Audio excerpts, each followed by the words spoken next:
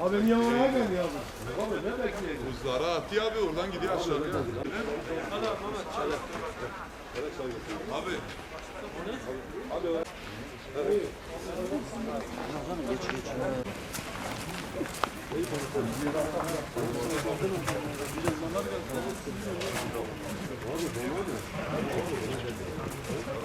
Burası zaten biliyorsunuz turizmine açık olan bir yer.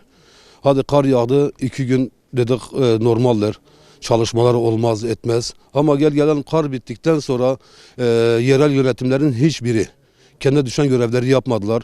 Görüyorsunuz burada kar en kötü 30-35 santim yerde. Geçen insanların hepsi buz pistinin üzerinde sanki yürüyor. Ellerinde bir şey eksik. Paten var ya, patenin çubuğu ve paten.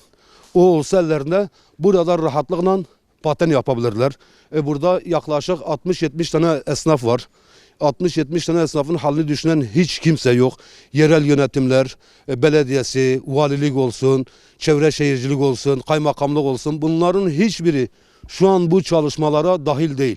Burada esnaflar dükkanlarını kapatmak mecburiyetinde kalıyor. Çünkü yaşam yok. Yaşam alanı diye bir şey yok. Bakın sağa sola bir bakın. Sağınıza solunuza bakın. Hiçbir tarafta yürüme mesafesi var mı? Dediler ne? Biz bu şeyde altta kaldık.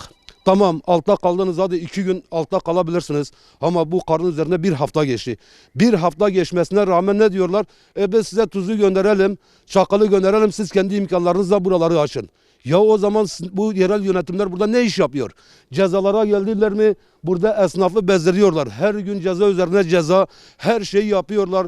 Vergiden ceza, SSK'dan ceza, belediyeden ayrı ceza, her taraftan ayrı ceza. Ama gelelim işletmeye geldiğinde bir şeyler olduğunda hiçbir şekilde elini taşın altına atmıyor.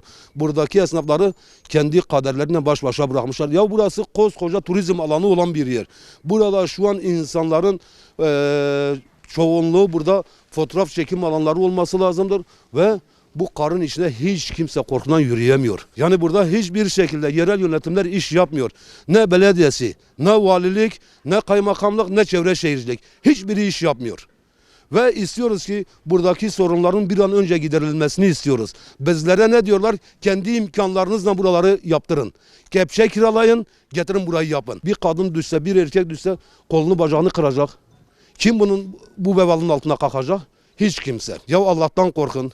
Esnaf perişan burada, mağdur. 60-70 tane işletme var. Her bir 60-70 tane işletmede 3 kişi düşünürseniz 210 tane aile. 210 tane aileyi ikiye vurduğunda 460 tane insan burada evine ekmek götürüyor. Ama bunları düşünen yok.